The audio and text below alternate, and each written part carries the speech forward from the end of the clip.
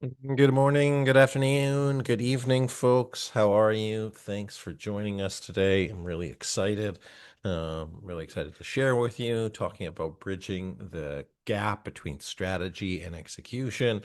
My name is Anthony Taylor. I'm the CEO at SME Strategy, aiming to do, a webinar every month for 2026 to support you in your leadership and being able to move forward your strategic plans, your strategies, anything else that you're working on. Grateful to have you here. I'm excited to share. We'll have an opportunity to have a kind of conversation, chat with folks as folks are coming in. I don't even know what today is, Wednesday, December 3rd. And so lots to talk about. I'm excited to have you here. Fantastic. I love it when Firefly note takers are here. So we're going to send you out of here. Just grateful to be here. If you can hear me okay, just say hi in the chat.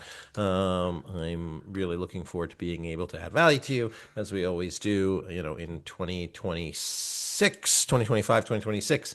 I feel like it's an uncertain world, lots of changes, as a company, we're adapting to changes, as a professional services firm. There's lots going on. It seems to me like over the past year and a half, with all of the political global shifts, that there's a lot of adaptations many businesses have to do. And it seems to me that leaders like you are having to respond to those shifts, shift your priorities, adapt differently. And so I'm trying to be able to best meet your needs with content. So, hopefully today's content supports you in what you were looking for. So hopefully supports you in what you were expecting out of today, which is always a thing that is important to me. And as always, try to build a community with folks that are leading strategy, leading managers, leading people. We just hit 50,000 subscribers on YouTube, which is pretty neat, which means there's a lot of people that, talk about strategy, work on strategy. So it's a big thing. For those of you that I haven't met, I'm a CEO of SME Strategy, been facilitating strategic planning for about 15 years with organizations big and small. So lots and lots of team meetings, lots of conversations about strategy. And so just taking, the best that I've seen applied and created by SME Strategy, the best of management science, and then we host the Strategy and Leadership podcast, where we interview smart people to talk about their execution of strategy. And so try to bring all of those tips to you as we move forward. So without further ado, let's get into it. Again, if you're here, welcome. Just drop in the chat. Hi, where are you? What do you want to get out of today? Thank you for those of you that filled out the form. I always look at those things and try to tailor the content to what your needs are versus kind of what I was immediately expecting to share. So outcomes for today, share some perspectives on how you can elevate your strategy execution. So we'll talk a little bit about the difference between strategic planning and strategy execution. I would love to have a chat. If you guys are open to it, we're going to try this around your current gaps with execution. If there's anything that's going on for you, and what you're hoping to get out of today. I want to introduce a new program that we're beta testing called the Strategy Leadership Accelerator, which is a partnership between SME Strategy and you to support you and your managers in leading your strategic plans forward by being able to provide live support, Q&A, like a bunch of content that'll help you move forward in your plans. And then as part of that, I wanted to share 3 slides, 3 decks really, about the content that we work on to support your strategy execution. So how we approach teaching teams about the RACI, how do we approach teams about change management, and then how do we talk about project prioritization. So before I do that, just to support, I've just launched a quick poll here just to get us started. I'm just really curious about, and again, how you're approaching strategy and strategy execution. Why I wanted to do a poll is I want to really make sure that what I'm sharing is meeting your needs. So I want to tailor, what I'm putting together to support you all. I found that over the past little while you're executing this, strategy cycles are coming out of 2019. Some of them are elongated, some of them are shorter, some of them are firefighting, project response, kind of like, hey, we're trying to fix A, B, C, D thing, and we're going to kind of put the strategy on pause. Some of them are programmatic, and some of them are just responses to the changes. So, would love to hear where you're at and what your needs and challenges are. Just again, so I can tailor the content. So far, looks like a lot of folks collaborating on strategy quarterly. Neat to see. And again, you might do this. Oh, this is single choice. It probably should have been multi-choice, but given that it's single choice, I would say what is the most frequent, I suppose. How robust is it? Because some people really do meet weekly to talk about their strategy, as they should, and some folks, can't even spell strategic plan. So not you, of course, because you're on this call, but others maybe. A lot on leading teams, cascading plans, cool, leading a project, high level strategic plan, and then I can't see that. What's your number one challenge? Long answer in this view, so that's kind of annoying, but I guess that we'll just manage that. Cool. All right, I'll give you another minute or so here, and I will move on to the next slide. So, if you haven't answered the poll yet, a couple of you still haven't, please feel free. I want to make the distinction now in December 2025 between strategic planning and strategy execution, and balancing strategy and planning versus the execution part. And so, from the highest level of strategic plans, typically when you're doing your like big 3-year strategic plan, it's a long-term organizational guide. So what is our long-term vision? What is our mission? Who are we focusing on? What are our organizational values in this stage? Typically when folks call SME strategy in, it is from like a growth inflection. So kind of 10 million to 20 million, 20 to 50, 50 to 100, et cetera. Or they're doing their annual planning because they want to make sure that they are on top of it. Now, from there, even if you're doing strategic planning once a year, you might realign your priorities so your vision, mission, and values stay the same. Your priorities, goals, and actions might update on, let's call it, a yearly basis, sometimes quarterly if you're really moving. And then there's the actual like execution of it. So the actionable steps, the accountability, the operational improvement, and process management. So last month did a webinar really on the long-term strategic plan, the strategic planning process. And then today I wanted to focus more on the actionable steps, the process, the systems, the structure on how to support teams. So just going back to the poll, lots of folks leading teams, lots of folks doing quarterly work. Cool. Okay, I think this will work out perfectly. I think you can see the results. Oh yeah, neat. There you go. So you can see the results in terms of what your peers are working on, what their challenges are. Oh yeah, and then it'll open that up, but in a different view. Too busy to put sufficient input. A lot to do, and then implementing the action plan. Okay, cool. Well, that was an interesting way to show that, but we'll work through that. All right. So perfect. So we're going to talk about execution. We're going to talk about doing more as much as we can with limited resources, and then how to get people engaged. So fantastic. I'm glad that that's what you shared, because that means I got the right content for you today. All right.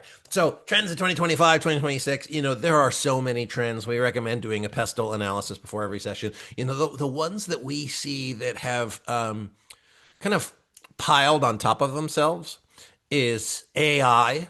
And I know a lot of people talk about AI, and I am not one of them. But I think that there's a lot of cascading impacts from what artificial intelligence and AI augmented tools, services, etc. As a knowledge worker, it impacts me negatively. And so that's very challenging. What I'm reflecting on is, how can we take basically all of the knowledge accessible even faster than before? And then how can we incorporate the human aspect? So I really don't want to touch on the human component of strategy execution, because AI will give you the answers, but not the application generally. And then there's a lot of nuance there. Economic uncertainty. Why I want to share that as one of the chief trends here is I think it's making organizations even more conscious of budgets and ROI. It's tight. I estimate it will get tighter for organizations, especially, whether you're for profit or nonprofit. You have to make the most of what you have. And I think it's going to be pretty lean getting into 2026. You might be in a boom industry. It might be the exception. But I'm in from 2025 into 2026, many of our clients, many of the folks that I've talked to, many other professional services firms have seen like, hey, it's declining. It's getting tighter. There's a lot of considerations. The other one is, a lot of retirements in the workforce. The whole workforce trends don't stop.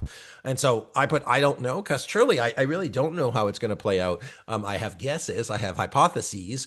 I've done lots of scenario planning around it, but I don't really know. And so my invitation to you is to recognize, how can you adapt to these things? How can you incorporate them both from a long-term strategic planning perspective, but on an execution side of things? I think there's going to be opportunities to be had from an execution standpoint, but I think it's going to involve leaning into these two things. Okay, so let's talk about strategy planning timeline, because a couple folks asked about that in the questions. And so we talked about strategic planning. First is aligning and planning. And the aligning is what SME strategy is really known for, helping teams get on the same page, avoiding the multiple destination trap, making sure that everybody's going to the same place and has a clear action plan. Then you need to execute, which is, doing the work, cascading the work, supporting others and understanding what the work is, monitoring the work. Technically not monitoring, because monitoring would be reviewing, but getting the work done, cascading it, and moving forward on the plans. And then reviewing is the monitoring.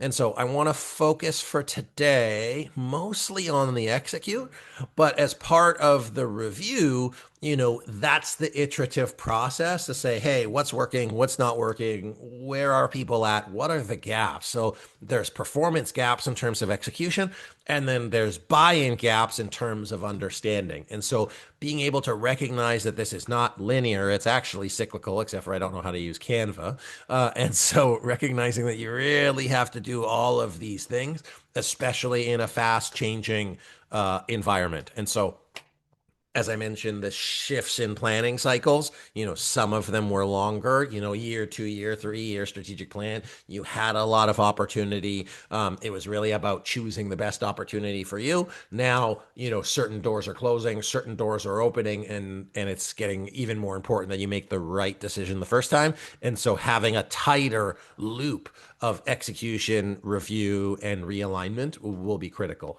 So those of you that are focusing on strategy quarterly, you might beef up your quarterly sessions to execute tighter in those 3 months, maybe. All right, so let's talk, and I've alluded to this a little bit. So you've built your plan, you've rolled it out. What is going to make or break the success of this plan? And it's often, of course, you have to assume that the strategy is correct. You have to, make sure that you're doing the right things. But from a people standpoint, the question is, do we have clear accountability? Do people know what they're working on? Do we know what good looks like? Can we actually support execution well, because people can measure results? So it's not just accountability around, did somebody do the thing? It's accountability around, can they be successful with the execution? Are the conditions met for them to actually reach the goal? And I'll kind of talk about the number one problem with execution later, but this is the hint of it. Okay.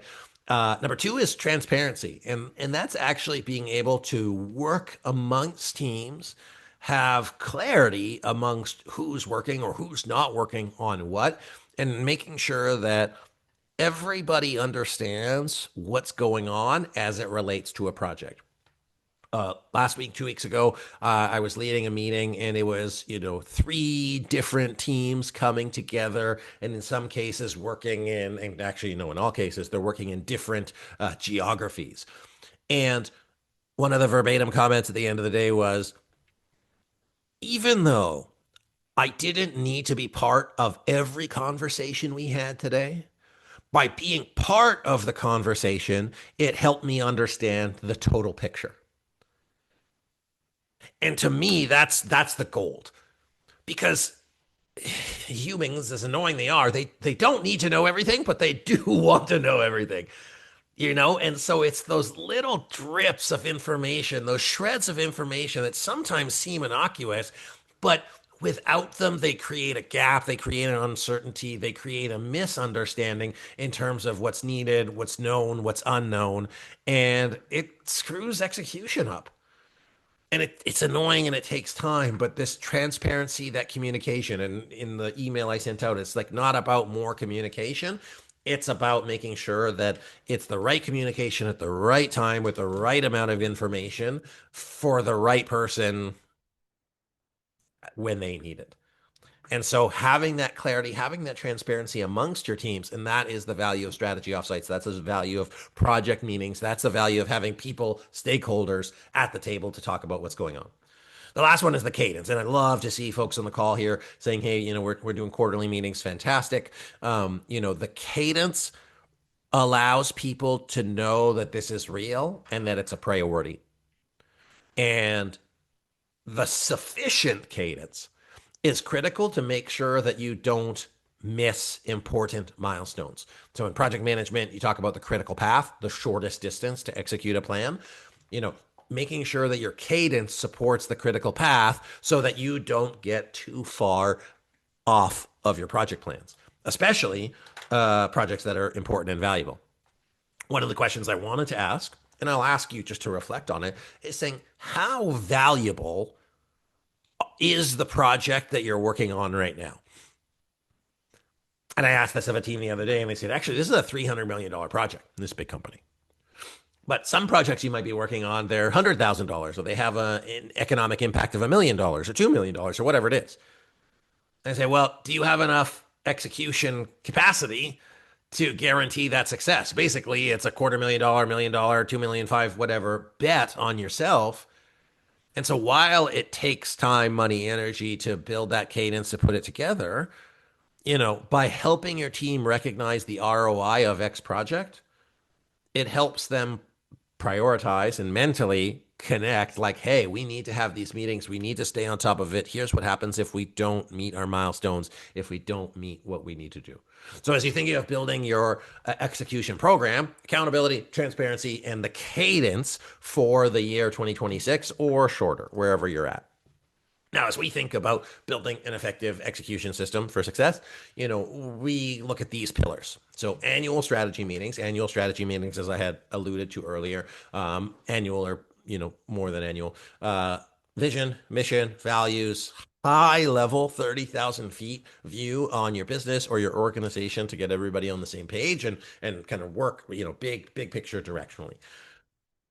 The quarterly strategy reviews, those are to review performance typically. Okay, so that's when you would pull out the dashboard. That's when you would look at accountability on major projects. Think about this like 10,000 feet and saying, hey, where are we at? You might, talk a little bit about culture. You might do some skill building here to just, focus on something, not overload folks. But, you're taking this big picture and then you're trying to steer it a little bit to make sure that the programs that you're working on are on track, programs being a group of projects. Monthly strategy meetings, and you might, again, make sure that this is fit for purpose. Monthly strategy meetings, typically for project execution, okay? Either individual accountability or project accountability. It's usually, maybe 90 minutes, depending on how it works. Our quarterly strategy reviews, we recommend 3 hours. Project meetings, and saying, hey, who's doing what? Where are we at? Are we stuck? Are we needed anything? Where are we at? Finally, is as needed problem solving or collaboration. So you might have weekly meetings, you might have daily stand-ups, you might have bi-weekly, whatever, but it's really, hey, this is a key project. This is monthly project meetings to work on all projects, which is still technically programs. And then this might be one specific project, one specific instance, one specific, we have a communication gap and we need to address it. Or, hey, we had an issue from our parking lot. We didn't get it covered last month because it would take more than 2 minutes. It's going to take 20 minutes. Let's allocate 30 or 40. Let's make sure we work through it, move on it, and get her done. Okay. I just want to check in. Everybody doing okay? Having a good time? Is the content helpful? Just give me a thumbs up or a smiley face in the chat. Just want to make sure everybody's doing all right. Emily, if you have a question, I'm happy to answer it unless that was like a hands up like this. Either or, I'm happy to. We're a small group today. Thank you, Tina. We're a small group today, so I'm happy to, just take a pause, take you off mute if you want to ask a question. Just let me know. We've got a bit of time. I'm happy to do it. So if anybody has a question, please feel free. Excellent. Thank you, Emily. All right, rock and roll. And then, by the way, if you guys ever have any feedback, like Anthony, you talk too fast or whatever, I'm also for it. I want to keep building these. I want to do these better. So I'm open for it either now or later. Okay. So, why does execution fail? It's because people don't know who's doing what. And sometimes that's challenging because you think everybody knows who's doing what, but it's the implied versus explicit.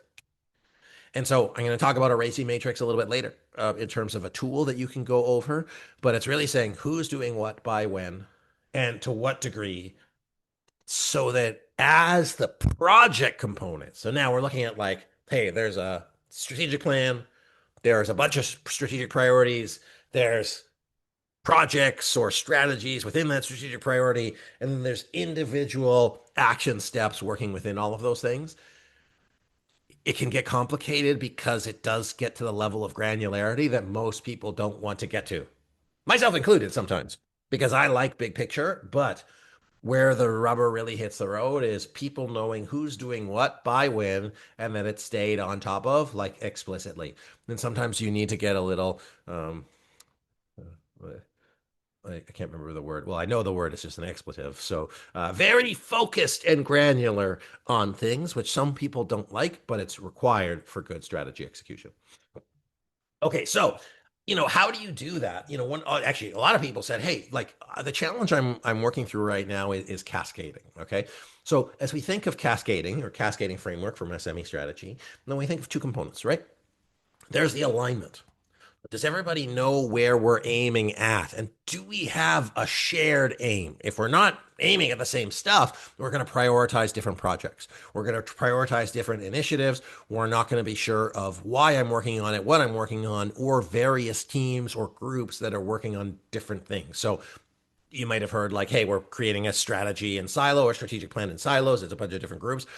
It can work, but only at the operational level once it's been aligned. Okay. So making sure that everybody is moving towards the same goals, objectives, fostering collaboration, productivity. So you do kind of got to go top down. You also need to go bottom up. And that's making sure that is the organization aligned? A couple of months back, worked with an organization where they had done their strategic plan. The work we needed to do was with their sub teams to make sure that they had their own strategy and the strategies aligned to the big picture. And so, because the organization was big enough, they had to unpack each of their own plans. And then the test was, do these plans align to the organization's plans? And then our plans then have teams of people working on it. So are we aligned on these teams to support this objective, to support this objective? If you're a small nonprofit, those teams look like one or two or three employees. The challenge that you then run into is that it's more management, people management versus plan management. It's the same concept. You just have less resources. As an individual, you have to manage 3, 5, 10, 20 people. In an organization where you're doing strategic planning, it's you managing a team who's managing a team who's managing individuals. So it's just scope and exponential differences in people. Clarity. So this is the who's doing what when, making sure that everybody is talking through, working through uncertainties. Uh, I personally, sometimes go through challenges where I think I was clear, or I said something that I had an intention about, and it didn't result in that same intention. So it doesn't matter what you say, it matters what people hear. Is everybody clear on the expectations of what they're at?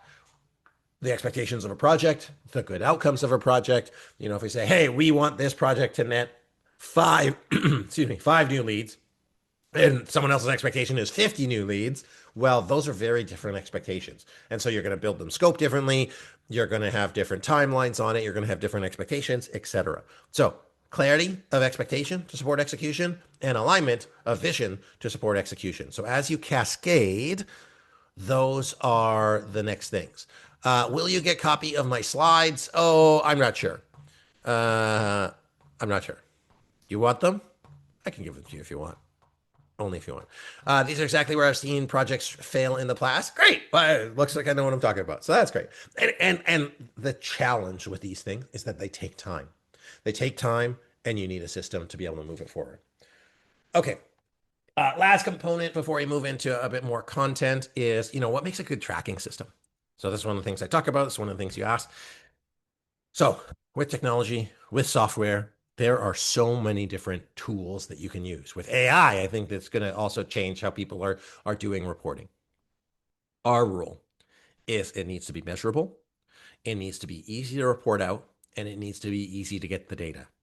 And so why we do quarterly strategy reviews to look at the quantitative, I always get those two, quantitative numerical progress, um, so that you can say, hey, my target was this and this is where I'm at. But if it's cumbersome to get the data, or you are measuring objectives only, or you're only measuring tactics, you're not going to have a good plan. Now, there are times where I did these 10 things and doing those 10 things was the success that I was looking for. But again, leading into the trends, leading into the environment, I think the outcomes are going to be even more important in 2026.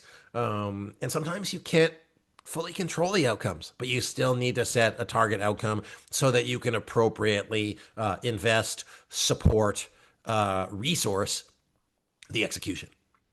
So it's not about just doing stuff. It's about doing the right things and making sure that there's a way to know if those right things are working or not. Easier said than done, I know. What we use is a tracker, as an Excel spreadsheet, because we keep it simple. Your organization, Friday? No, Monday.com. I actually found Monday.com's tracker not so bad. When done intentionally in the right way. It's been a while since we've worked with Cascade, but we're a big fan of Cascade strategy to do that. I wouldn't be surprised if with AI software development tools that you could like kind of develop your own tracker system. The key thing is you still need to put the inputs to track and monitor. You still need to reflect on it. And by reflecting on it, it spurs discussions as to, is it working? Is it not working? Are you doing things, and are the doing things getting a result? What questions would you ask to get a sense of where a project is at when a team doesn't have specific measurable KPIs? I would ask, what KPIs are you tracking? How do you know what good looks like? Or another way to say it is, success was a place. How would you know if you got there? And then you can do it as a range. You can say, okay, let's say, you're working on this thing. Let's say we're 100% successful. How would we know? We're 100% successful. How would we know? What would be some of the, oh, yeah, we'd be happier. Okay, well, how would we know if we were happier? The example I use all the time in a bathroom at the airport, you don't actually measure cleanliness, you're measuring satisfaction with the cleanliness because it's all subjective. But what they do have is how many smiley faces, how many frowny faces, how many yellow faces are there? And so just asking, hey, what does good look like? How would you know? And as a manager and leader, you want to be able to push it back and say, hey, I want to support you in being able to accomplish this outcome. So if I can't know if you're doing it well or not, how can I support you? Now, if they resist that, which is very likely that they would because people don't want to look bad, then you say, okay, great. Well, here's some potential starting measures that we can look at. Insincere team members is the issue of the public sector. Is there a way to build a system tracker that can be made open and accessible all to see? Yes, but it still requires inputs unless you're working off a data system that generates those automatically. So, for example, let's say you're in a call center and you're automatically tracking like feedback, right? So you're taking user out of it and it's end user output that you're measuring. And so there's no way to kind of like game that or impact that. So if you have some sort of, or let's say you're in a shipping business and you're saying, okay, like what is our average time to delivery? Our computer system, tracking system allows us to track that. And so we are doing a reporting out on that every month. And then, this is not my expertise because it gets into like people and comp, is like incentivizing the outcomes that you want and potentially penalizing outcomes that you don't want. Uh, so, I mean, great segue here is where's your execution getting stuck? As I've shared about some of these things, and I want to make sure I get the time for other more content for you. But as a group of 20 odd people working on strategy, where is your execution getting stuck if you want to share? So this is either an opportunity to ask for advice or say, hey, this is what I'm feeling. So was shared, hey, insincere team members, we don't have clear KPIs. We have gaps in information or understanding. Etc. Be mindful. This will be shared as a recording. So, if you don't want your team to, put on blast, but I mean, I think it's okay to talk about these things. Lack of accountability and leadership is correct. That's what's stopping progress in my community. I mean, and Dinesh, I don't know if you were here, was, when we look at the overall, when we look at the values and behaviors, looking at vision and saying, hey, are we all trying to accomplish the same thing? Are we putting our organizational priorities ahead of our personal priorities, and then using culture and behaviors to lean back on that, to say, hey, like, we all agreed that these are the behaviors that we want to do, but we're not living in line. So, what's the deal? It's harder in certain organizations where you can't turn over people, and you have volunteers. It's why it's even more important to get vision and values alignment early on. Lack of capacity to execute projects. I mean, yeah. Then the work is saying, hey, how do we prioritize those? And I'm going to share a tool for you later around looking at those, and how you can think about those things. You have 100% of your time, money, energy. You can't spread it all over the place. Do we want to do a lot of things a little bit, or a couple things really well? And then the other thing is like budget overruns. So, like, that's the work of like organizationally prioritizing, reprioritizing, and understanding the cost of not prioritizing. Not having leaders on the same page, same goals, projects are identified important because of constant talking. One of the things is that people just might not know what to do next. That's where I get stuck. So if you've ever seen our talk about, the multiple destination trap, it's actually analysis paralysis that gets in the way. Like, I don't know what I need to do next in order to do this thing. And sometimes you try to like visualize the whole thing. And so that's why like having somebody say like, hey, okay, what is the next step? I don't need to know all of the steps. Just what is the one next step with this project, with this initiative? What is the one thing and what is the one thing? And continuously having those conversations. I mean, that's the challenge between being a leader and manager is, helping your people get to that next place. Like, it's a mental game. Benefit of, like, it's like, what's the difference between chat GPT, AI, and human beings is, just that mental game around a human being, what stops them, sometimes limiting beliefs, sometimes limiting capacity, etc. Um, Going back to because you guys are talking, I love this, by the way. I love you guys are talking. So resources is sometimes people don't understand resource allocation. I have a dozen eggs. I want to make 5 dishes with eggs in them. I need 20 eggs to make all of these dishes. I can't make all of the dishes I want to. Which dishes absolutely need eggs? Which dishes don't? Because I only have X amount of eggs. Alex, I told you that I would learn from you, and so I used your recipe analogy there. So there you go. So just as a thought, and it's stupid, but it ties to people's life. Or and if you make breakfast every day, you use a lot of eggs. Too many projects vested through tradition. This gets in the way of spending time on strategy. Leaders in the organization work with stuck between the two. Okay, yeah, and getting difficult. Oh, permission from the board. Yeah, I mean, that's where we talk about, kind of going up high level. Hey, getting strategic alignment. Where's the gap? Why is there a gap? Why aren't people buying in I would bet it's a lack of understanding or like lack of shared goals, And instead of trying to get agreement, I would say, what do we agree on? What are our shared priorities? And start there. We all agree that we want A, B, C, T. Great. Can we all agree or align on that? Fantastic. Okay, here's how those things make those things happen. Don't care about the how, care about the why. I find that helps people support. And then yeah, budget, resources. I mean, like I said, doing more with less. It's going to get tighter. It's probably going to get harder. So being able to have those conversations, have sometimes challenging resource conversations, and the constraint is sometimes helpful when you know the constraint. Sometimes setting, excuse me, artificial constraints is helpful, but that's not what we're talking about here. Okay, phenomenal. I love this. I wish we could keep talking more. We can keep talking more. Um, let's do that. Okay. All right. I'm going to tell you about a program that we're developing and developing because it's not done. It will never be done. I don't think. So right now, tentatively called the Strategy Leadership Accelerator, really designed to be a partner for you to support your strategy execution.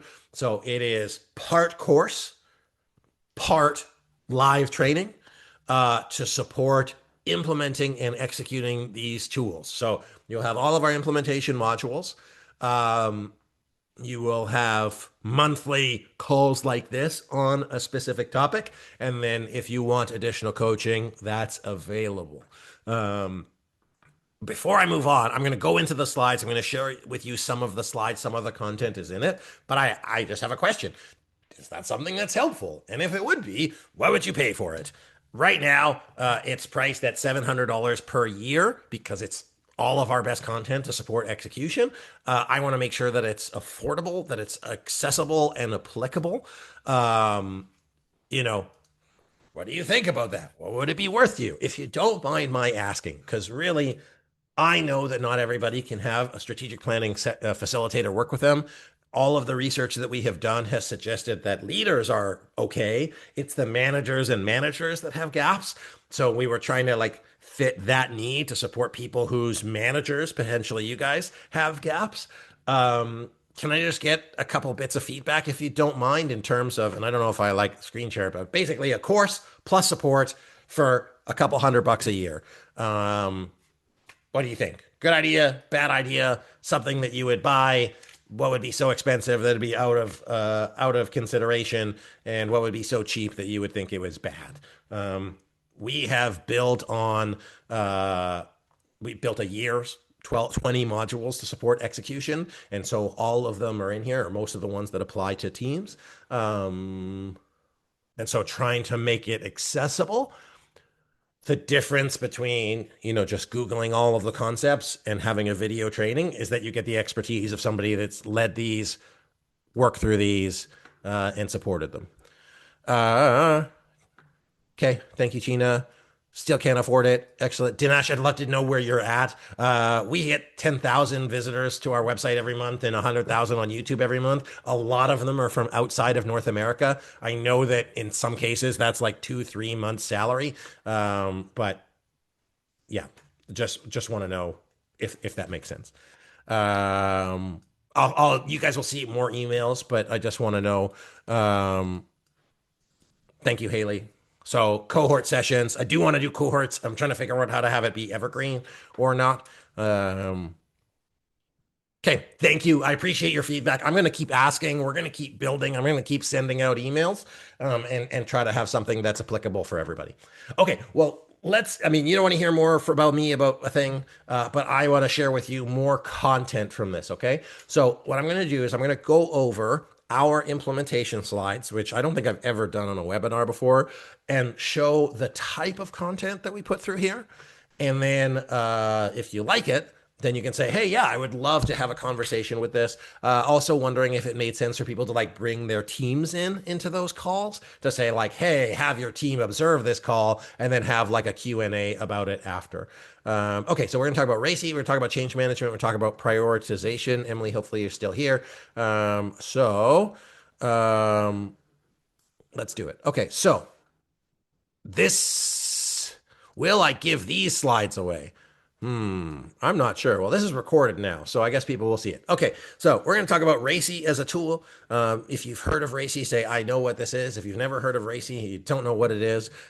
Our methodology as we think of leading teams, I'm only going to share this once, but we think about strategy, so that the high level stuff. We think about the leadership, the people side, and then the management systems and processes. And then within that, if you think of like your strategy in here, then these are all of the things that's supported by it. So what is a RACI matrix? It stands for responsible for, accountable for, supported, consulted, or informed about. And so by having these conversations with your team, it can move from that implied to explicit. So for those of you that know what this is, do your teams have it? Do they know what it is?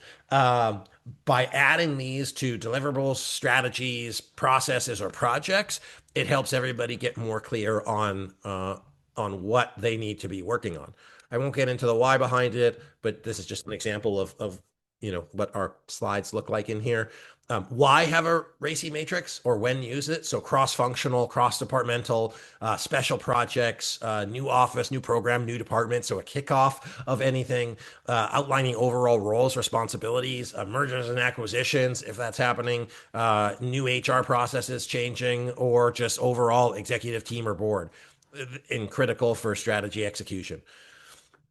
So responsible, who does the work, who's making sure that this actually moves forward. The real recording is much longer than this. I'm trying to get as much done in a short amount of time. Accountable, owns the work, making sure that it happens. So this person does it. This person's butt is on the line if it doesn't happen. Supporting, hey, who's on this team? Who's working through this with other folks? Consulted, do they need to talk about this? So if you're doing any stakeholder work, you say, hey, actually, we have a bunch of stakeholders that if we don't consult on this, they are going to be upset. This is a big, big gap in strategy execution because people don't think about their stakeholders as it relates to projects.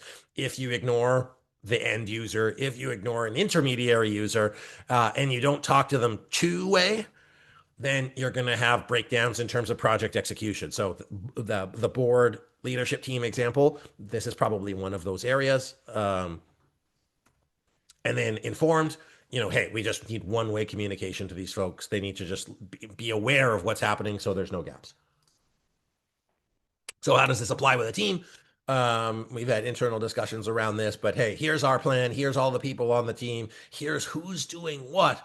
So everybody on the team can play their position. And so out of each of the modules that we have a kind of a discussion primer. So you and your teams can talk through this, work through this, and see if it's clear, and you can use this example project on your own. We have a template tool that you can fill in as part of the program.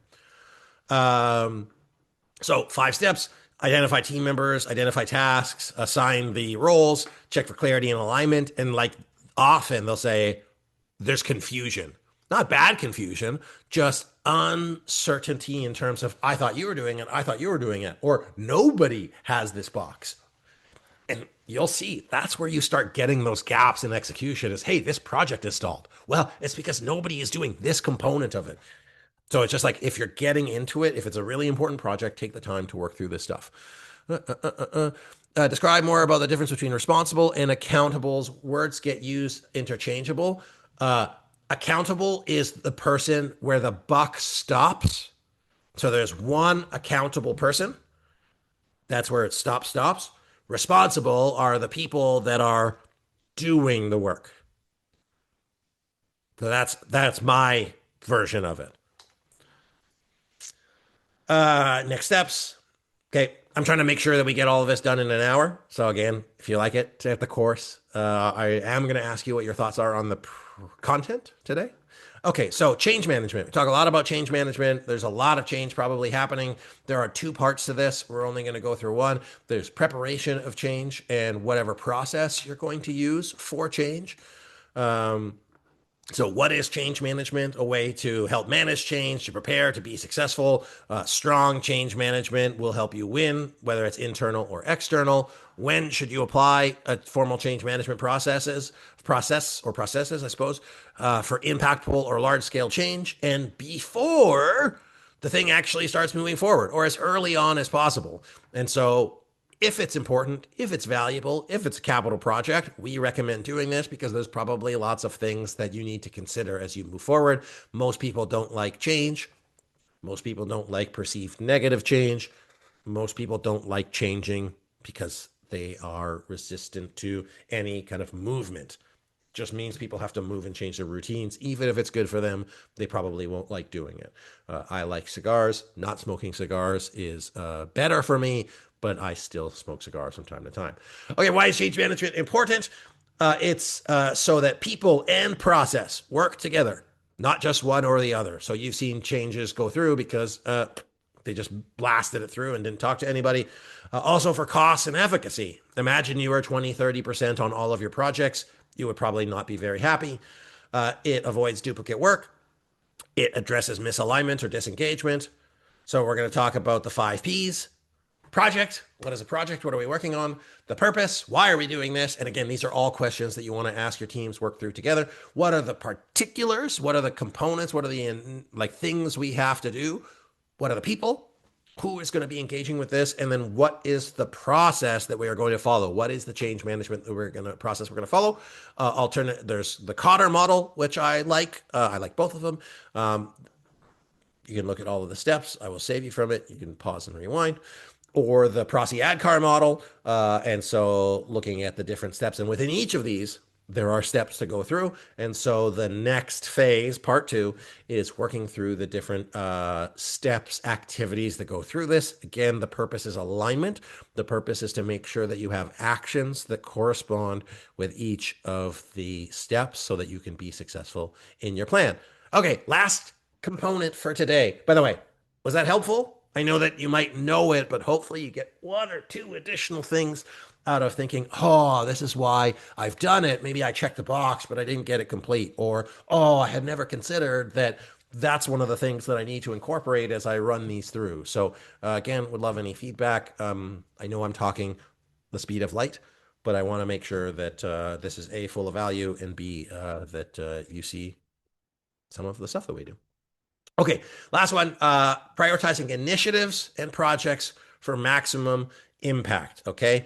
I've skipped this. Why is it important? So that you can decide as a group what not to do as well as what to do. So as you're having these conversations with folks, I encourage you to introduce the trade-off conversation. We cannot do everything, therefore we must do blank.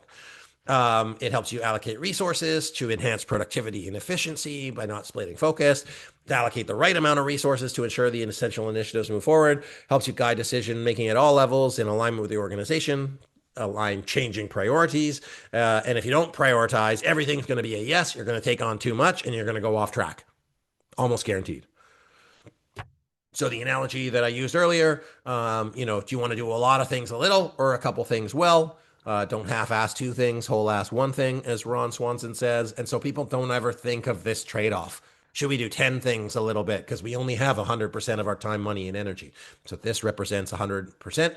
Recognize that there's also switching costs. So every time you work on a different project, there's time that it takes out to get refocused, to get realigned, to get re-engaged. And then those things, create problems. So what level of prioritization? So there's the strategic level that we talked about, kind of high level, 30,000 feet. Then there's the project or initiative. So within of those things, there's a bunch of A, B, C, D things we could do. How does it fit within? And then tasks or action level. So there is a Moscow framework, which is my next slide, but I won't share today. It would must do, should do, could do, won't do. This is really tactical. Whereas here is the high level prioritization.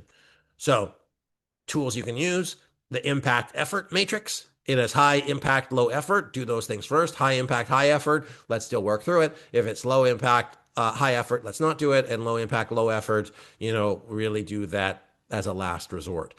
The work is prioritizing all of the various projects or initiatives within these buckets as a group so that everybody can say, oh yeah, here's the low hanging fruit, so to speak, as we move forward.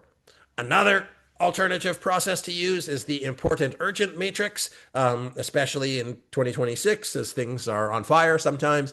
Hey, we need to do this because it's important and urgent. This is no important, no urgent. We can avoid it. Let's do it later. And it's addition by subtraction in some cases. They say, we really thought this was important, but it's now in the bottom left. So we can take it out of our space and then we can focus on stuff that's really important. There is, if your computer has a lot of tabs on it, it takes bandwidth to manage all of those tabs. Teams have a lot of tabs.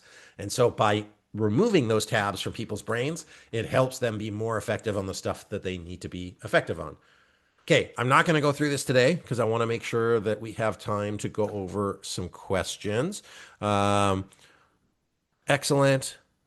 Excellent, excellent. Covey matrix, fantastic. So you guys sounds like that is familiar. My question to you, so we went over these. Great. What did you think? Do you think it would be helpful? Did you like them? I actually put the information for the program in here if you want to check it out. Oh, I don't know what the hell that was. I pressed a button and now it just closed the thing. So that's the benefit of doing stuff in Canva. Hey guys, I guess you can. What the hell was that? Great. I'm gonna drop the link to here. Y'all have any questions about any of the stuff I shared? Anything I didn't get a chance to cover? Do you think that this is the link to the program? I'm gonna try to bring this up here. This is me. If you want to stay in touch here, what I'd love, if you don't mind, A, hopefully you found today helpful, valuable. B, if you do want more information on this thing, just reach out to me. And I'm really trying to build it. We have this community. You are part of the community of strategy professionals. We're adapting to try to make something brand new that we've never done before and trying to make it cost effective. We're trying to make it high impact and have high ROI. And so all of those things are consideration. So I'm open to any and all feedback about this thing, to how to make it better, how to incorporate it, and how to work with you as an individual to bring it to your organization. So maybe you are the strategy manager in your organization. You say, hey, I think my team could really benefit from one or two of these tools. Happy to do an overview with you. Happy to walk through it just to support in making sure that it helps you get the job done. I won't do a screen grab of it and all that stuff. You don't need that, but you can take a look at it, get some more understanding and just know that I'm going to keep editing, adapting it. But there are, it's 10 hours of content. And I think that there's, 10 different modules that we go through, and then I'm going to cover them as somebody has suggested, kind of in a quasi cohort model to answer those questions regularly. So I aim to do that for 2026. So thank you, everybody. Pleasure. I'd love to connect with you after today. I hope you got lots of value from today's webinar presentation. Many of you I see, as you fill out stuff on our site and fill out forms, like I look you guys up to know, hey, how can I support you? What are you trying to work on? Would love to support and stay connected. Once again, my name is Anthony Taylor, CEO at SME Strategy. Please feel free to connect. Feel free to reach out for any other questions. And like I said, if you have any thoughts, feedback, perspective on the program that we made, would really appreciate it, value it, because we're just trying to make it as helpful and as implementable to you. Decrease change resistance as we move forward through this program. All right, everybody, such a pleasure. Stick around if anybody has any additional questions, either about how to implement some of these things, about strategic planning as a whole, or any other experience. But I do want to finish us on time, so I'll give it maybe another 30 seconds if anybody's got anything. Otherwise, I think that's going to be it for today. So thank you for being here. Great to meet you all. And I hope you have a lovely rest of the day. And we will see you next time. How do I turn this thing off now? All right. It's up to share. Great. All right, everybody. Have a great day.